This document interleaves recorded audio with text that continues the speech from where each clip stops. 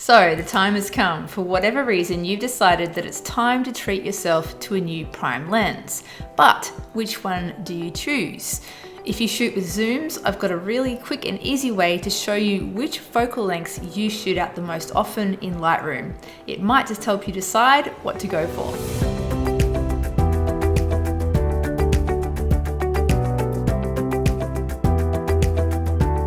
Hi, I'm Charlotte Reeves from Unleashed Education, and you've tuned in to another editing toolbox video where we share a quick tip, trick, or technique to help make your pet photography editing life easier. So in this episode, I'm going to introduce you to the library filter in Lightroom. It's a super powerful way to search through your images, and it may just help you decide which new prime lens you should add to your gear kit. So let's take a look at how this works. To access the library filter, you need to be in the library module of Lightroom. And you might notice up the top above the thumbnails, you have a library filter bar. Now, if you can't see this, you'll need to press Command L or Control L on your keyboard to bring it up. At the moment, it's set to none. So there's different ways that you can search using the library filter. The first is a text search. So basically you can type in a keyword, and if you keyword your images, it'll bring up images that have that keyword. The next is attribute. So attributes are whether the image is flagged, whether you've edited it or not, if it's got a star rating or a color rating. The next one is metadata. Now, this is the one that we're interested in when we're going to be filtering by the lens that the image has been shot with, and then also the focal length. So let's just stick with metadata for now. Now, this panel is resizable, so you can make it a lot bigger. You'll probably want to make it the full size for this exercise. So first up, you need to decide the date that you want. Just click the main folder that all of your files are in. We'll go up to metadata here, and in this first column, we're actually going to select the date. Now, it depends how long you've been photographing for and what gear you've had over the last few years.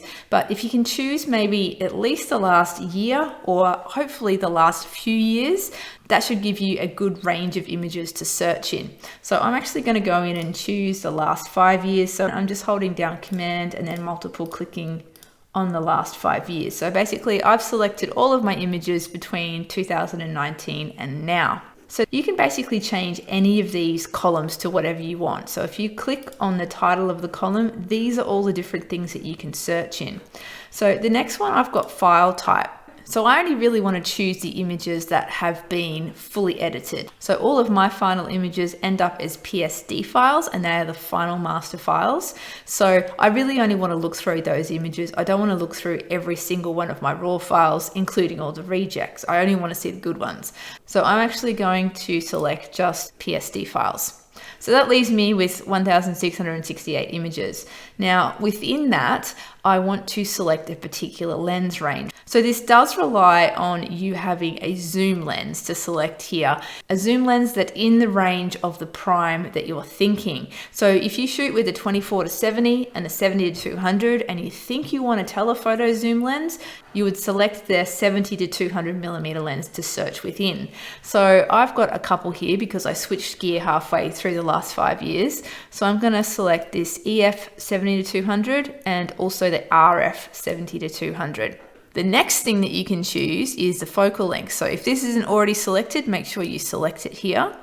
And this is where we have a look at how many images we have shot at what focal length. This is the exciting part. So as you can see here, I've shot a lot at 70 millimeters, I guess because you zoom all the way out and you kind of get stuck on 70 millimeters. So that's kind of to be expected. Also, at the other end of the scale, I have a lot of images at 200 millimeters. I shoot at 200 millimeters a lot more often than I do at 70. What I'm interested though is the range in between those two extreme values. Looking down here, I can see that the next biggest number I get to is 100 millimeters. So there's 83 photos at 100 millimeters. So that's a fair few, and I'll keep going down the list here. 20 images, 20, 58. That's pretty high. So that's at 135 millimeters. Is that the next highest value? Yeah, so there's a couple of 30s there. So my two main focal lengths that I shoot at most often between 70 to 200 millimeters is 100 millimeters and then also 135 millimeters. Now, I do have a 135 millimeter prime, so I know that I love shooting at that focal length. I have had 100 millimeter lenses in the past, and I have used them a fair bit. And so these statistics are kind of just showing me what I already know, but it might be really interesting for you. If you find out that you're shooting a lot at 85 millimeters, that could be a good prime lens for you to get. Or you might find you're shooting a lot on 100 or 135 or maybe 105. Troubleshooting. If you're finding that you're not really getting enough images in here, you can either expand the range of dates, or you can just actually go back to raw files only. So every time you go back and select a different option higher up in the funnel, it resets your options further down in the funnel. So if I went raw, I would then need to go back in and select these two 70 to 200 millimeter lenses. And now it's giving me much higher numbers because it's showing me all of the files that I've shot rather than just the ones that I've edited. So here I can see, where are the high numbers here? I've got 701 images at 100 millimeters, so that's pretty high. That's a bit of a peak in that range. And then at 135 millimeters, I've got 1,000 images. So this is kind of telling me the same sort of thing, but it's just giving me more numbers.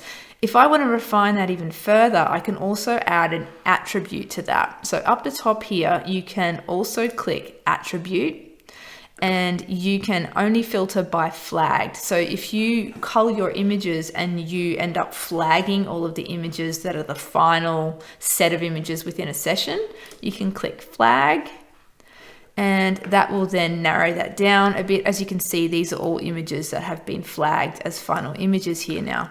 And so that takes the numbers down a little bit. So again, though, I can see a definite peak at 100 millimeters, and then a peak also at 135 millimeters. If you're not seeing the highest number at exactly the focal length of the prime lenses that you're looking at, just go for the closest one. So you might have a peak at 140, you might have a peak at 80, which would indicate an 85 mil lens, or you might have a peak at 100. You could go either at 100 mil lens or a 105 mil lens. So it doesn't have to be exact. In fact, it probably won't be. I have no idea why mine are so exact, but it's a really helpful tool. So as you can see, this library filter is a really, really powerful way to filter your images. You can do all kinds of things in here. You can work out which aperture that you shoot at most often. You can work out what shutter speed you shoot at most often. You can use that to troubleshoot. You can use it to work out what features you might need in a new camera. For example, if you shoot at high ISO levels quite a lot, you might decide to upgrade to a camera that has really good performance at high ISO. So you can use it in a range of different ways. I'd recommend jumping in, having a play around, and seeing what the library filter can tell you. So there's a few other things you need to take into account when you're trying to decide which prime lens you want to add to your kit.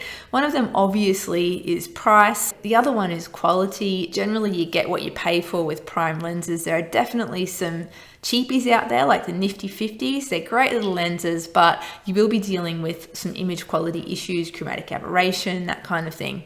So really think about what your budget is and what you're prepared to put up with in terms of image quality. I have two more pieces of advice that hopefully will help you. Number one is narrow it down to a shortlist and then rent the lenses in your shortlist. Most major cities have companies that will rent out lenses to photographers, so I highly recommend doing that. The second thing is, don't be too swayed by what you see online. If you see an absolutely beautiful image, you ask what lens it was shot with, and then you're like, right, I need that lens. That's probably not the best idea, because that photographer has their own set of skills, their own unique style, and what they can capture with that lens might be different to how you would use that lens. They might absolutely love that focal length. You might use a lens with that focal length and absolutely hate it. So the best possible thing to do is find out what focal lengths you're already shooting at the most, and also try before you buy. Hope that's been helpful for you. If you have any questions, leave them in the comments. Otherwise, I'll catch you next time. Bye.